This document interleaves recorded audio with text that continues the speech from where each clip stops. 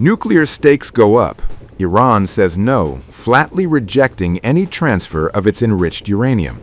But Russia is keeping the door open. Moscow says uranium removal is still on the table, as Iran sits on more than 400 kilograms enriched up to 60%.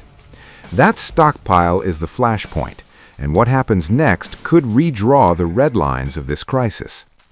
Russia is reopening a nuclear option, just days before Iran and the United States sit down for talks. Moscow says the removal of Iran's enriched uranium is still on the table. Russia's foreign ministry confirms it once offered Iran to export Iran's stockpiles to Russian territory and says that offer has not been withdrawn. But the decision, Moscow stresses, rests with Tehran alone. So I would refer you to that material. And I believe that we will simply have to wait until it is published. It will happen today. And here is my second question, referring to Iran. Press Secretary of the Russian President Dmitry Peskov said that the topic about the supply of Iranian enriched uranium is being discussed, has been discussed for quite a long.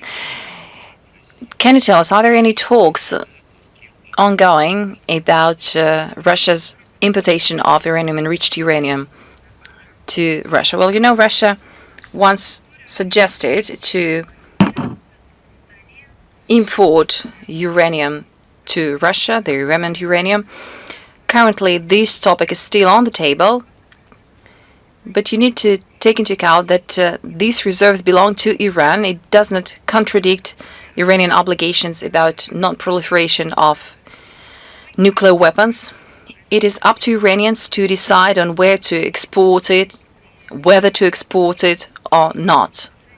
Should they decide to export it, it is up to them to decide where to supply it. As for our stance on this matter, it is well known to all interested parties. It has remained unchanged. We have always been committed to finding exclusively diplomatic and political solutions. We are hopeful that during the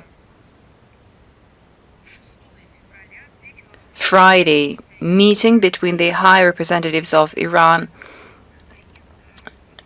and our officials in Istanbul will help us to find solutions and to avoid any further escalation. We believe that any pressure exerted on Iran will not result in any positive solutions, and we hope that we will be able to avoid that. Thank you. Iran is sending a very different message. Zakharova's comments come a day after advisor to Iran's supreme leader said there is no reason to transfer the country's highly enriched uranium abroad ahead of high-stakes negotiations with the U.S. He added that Iran does not seek nuclear weapons, will not seek a nuclear weapon, and will never stockpile nuclear weapons. But you, the United States, must pay a price in return for this.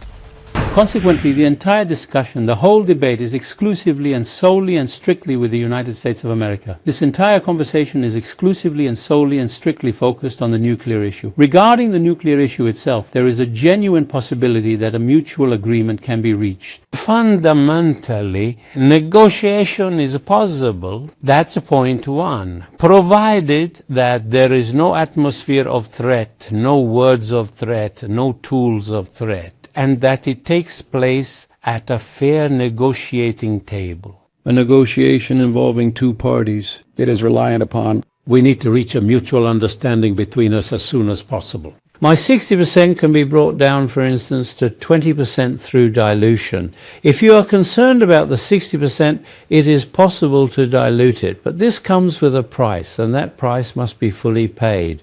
There is no reason for this. When the cause of concern can be addressed and resolved, then it should be transferred abroad. It remains trapped under the rubble, and we have not made any attempt yet to recover it from beneath all the heavy debris.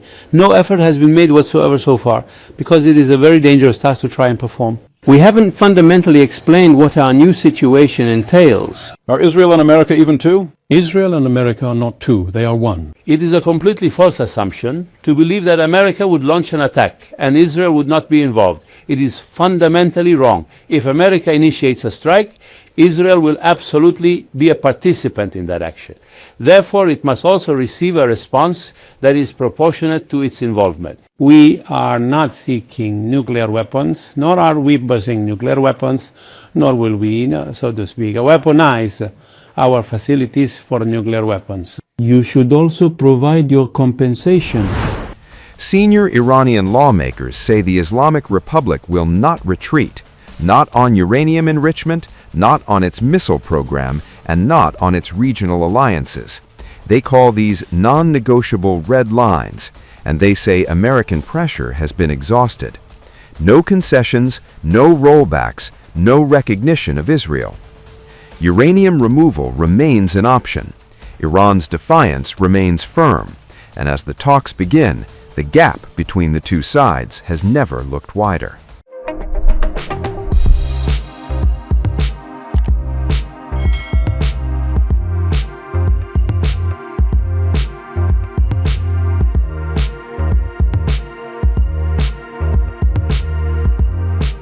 Times of India videos, your daily dose of India and the world.